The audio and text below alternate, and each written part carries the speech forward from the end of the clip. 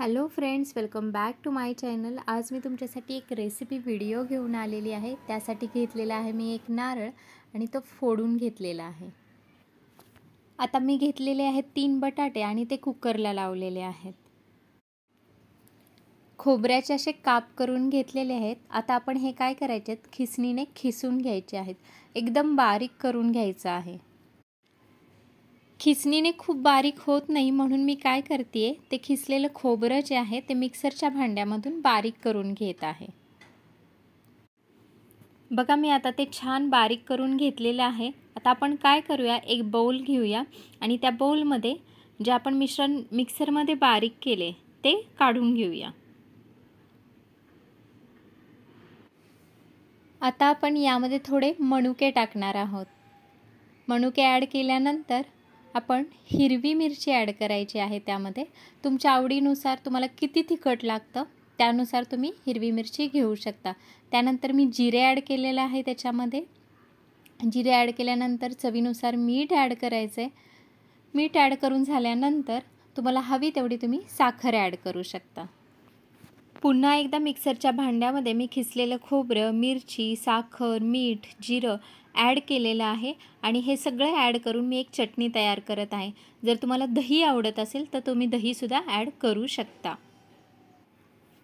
आता मी इथं उकडलेला बटाटा घेतलेला आहे आणि तो छान असा बारीक स्मॅश करून घ्यायचा आहे। तुम्हाला जेवढा बारीक स्मॅश करता येईल तेवढा बारीक करून घ्या। आता या स्मॅश केलेल्या बटाट्यामध्ये आपल्याला टाकायचं आहे साबुदाण्याचं पीठ। जर साबुदाण्याचं पीठ तुमच्या घरात नसेल तर थोडासा साबुदाणा गरम भाजून घ्या आणि त्याच्यानंतर मिक्सरला वाटून घ्या। माझ्याकडे उपवास आहेत त्याच्यामुळे ऑलरेडी मी त्याचं पीठ करून ठेवलेलं आहे। आता तुम्हाला काय करायचं आहे, त्यामध्ये थोडंसं मीठ ॲड करायचं आहे आणि ते छान मस्त एकजीव करून घ्यायचं आहे।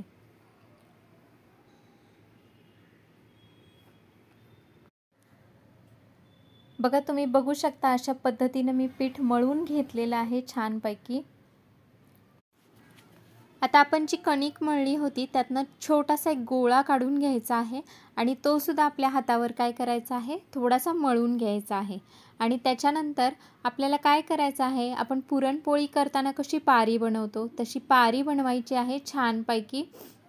आणि ती पारी बनवून झाल्यानंतर आपण जे सारण तयार केलेलं आहे खोबऱ्याचं, तर ते सारण आपण त्या पारीमध्ये काय करणार आहोत, भरणार आहोत। तुमच्या आवडीनुसार तुम्हाला जेवढं पाहिजे कमी जास्त तेवढं तुम्ही काय करू शकता, त्या पारीमध्ये ते सारण भरू शकता। भरताना फक्त त्यामध्ये मनुका, मिरची आली पाहिजे याची काळजी घ्या, कारण ते खाताना खूप छान लागलं पाहिजे। आता आपल्याला काय करायचं आहे, ते पूर्ण बंद करायचं आहे, म्हणजेच त्याचा एक गोळा बनवायचा आहे।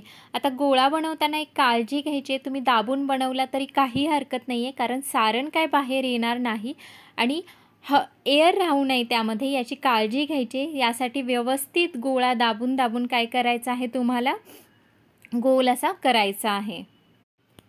तुम्ही बघू शकता मी छान असा गोळा बनवलेला आहे आणि अजून एक करून घेतलेला आहे। सेम प्रोसेसने मी 7 ते 8 पॅटीस बनवून घेतलेले आहेत। आता आपल्याला काय करायचं आहे, या पॅटीसला मस्तपैकी डीप फ्राय करायचं आहे। तर डीप फ्राय करण्यासाठी आपल्याला काय करायचं आहे, तेल आधी गरम करून घ्यायचं आहे।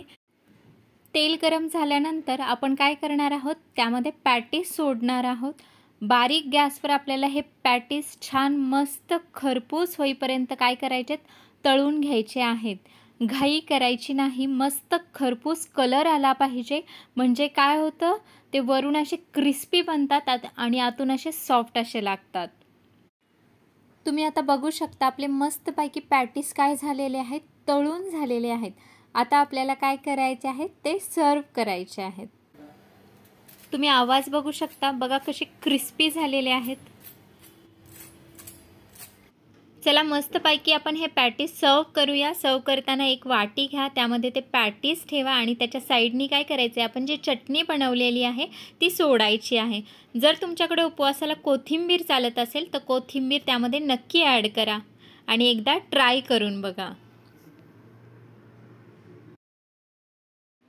उपवासाचे पॅटीस आता रेडी झालेले आहे, बघा किती छान दिसत आहे। तुम्ही पण हे नक्की ट्राय करा तुमच्या घरी। आवडल्यास लाईक करा, शेअर करा आणि सबस्क्राईब करायला विसरू नका।